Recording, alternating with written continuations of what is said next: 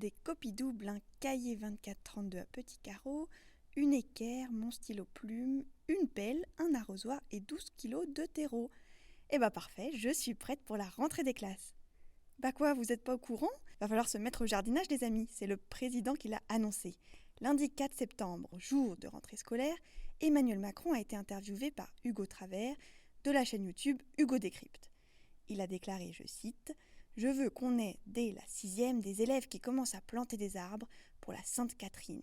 Ils vont nous aider à atteindre notre milliard de reboisement. » Je sais pas vous, mais moi j'ai comme l'impression que le président s'est un tout petit peu emballé, qu'il a balancé ça à l'improviste et qu'il risque de le regretter.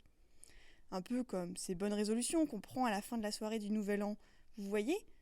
Cette année, je me mets au sport, j'arrête l'alcool et j'apprends le mandarin. Heureusement pour nous, dans ces cas-là, les seuls témoins sont nos 3 potes aussi éméchés que nous et qui auront tout oublié le lendemain. Mais là, Emmanuel Macron, il a fait sa promesse devant plus d'1,5 million de personnes. Il va falloir assumer. Heureusement, il a derrière lui toute une équipe de conseillers et de communicants prêts à assurer le service après-vente de sa déclaration. Je vous propose de leur rendre une petite visite. Ils sont en plein brainstorming.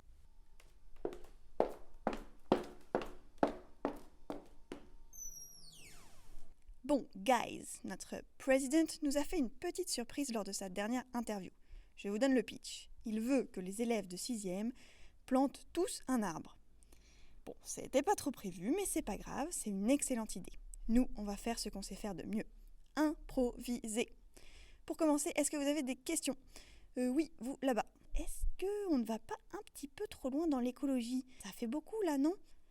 Oui, c'est vrai, ça fait beaucoup.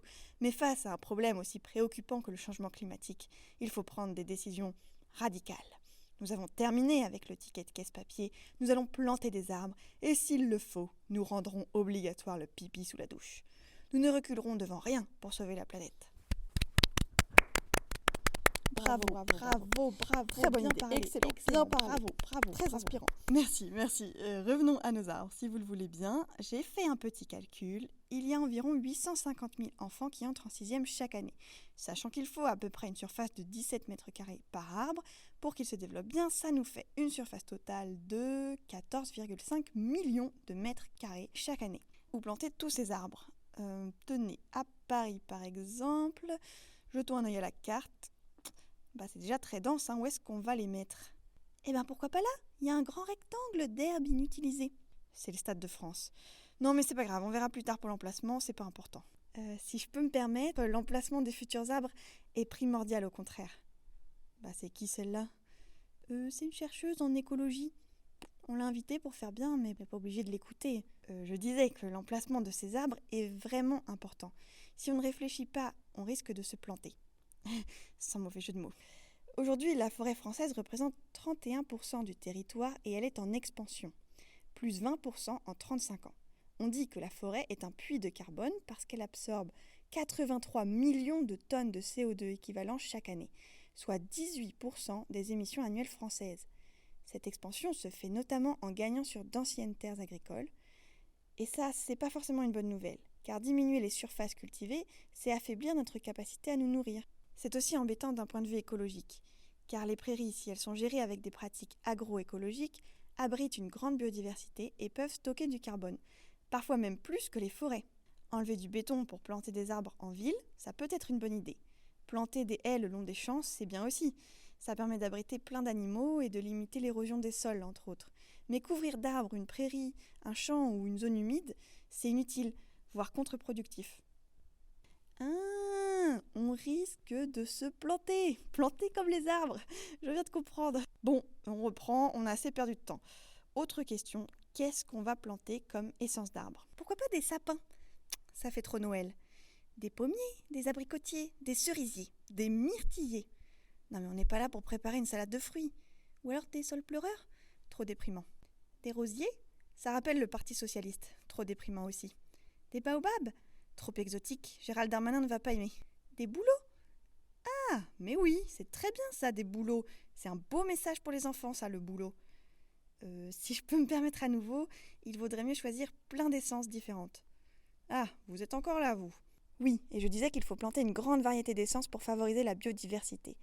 Les monocultures d'arbres donnent des forêts plus vulnérables aux perturbations.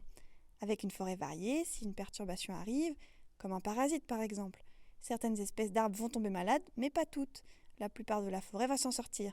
Une forêt qui résiste aux perturbations, c'est une forêt qui dure dans le temps et qui stocke du CO2. Écoutez madame, vous commencez à nous fatiguer avec votre biodiversité. Si vous n'écoutez pas la science, les arbres que vous planterez mourront au bout de quelques années. Ou pire, ils pourront détériorer un écosystème qui fonctionnait bien jusque-là. Vouloir stocker du carbone grâce aux arbres, c'est bien, mais la priorité c'est de réduire l'émission de ce carbone. Et jusque-là, la France ne s'est pas vraiment illustrée. En juin, le Haut Conseil pour le climat a jugé la réduction des émissions françaises de gaz à effet de serre insuffisante. Et d'ailleurs, pourquoi est-ce que ce serait à des enfants de 11 ans de compenser l'insuffisance du gouvernement français ? Vous imaginez la pression sur leurs épaules ? Qu'est-ce qu'on va leur dire ? Bon, les enfants, c'est la cata, nous les adultes, on n'a fait que polluer ces dernières décennies. Si vous voulez vous en sortir, sauver les pingouins, les ours polaires et la planète, va falloir repiquer de la plante verte. Mais qu'est-ce que ce sera après ? On va demander à tous les élèves de 6e de fabriquer leur propre masque anti-pollution ? Ah, fabriquer son propre masque anti-pollution. C'est une excellente idée, ça, notez. Notez pour le prochain brief.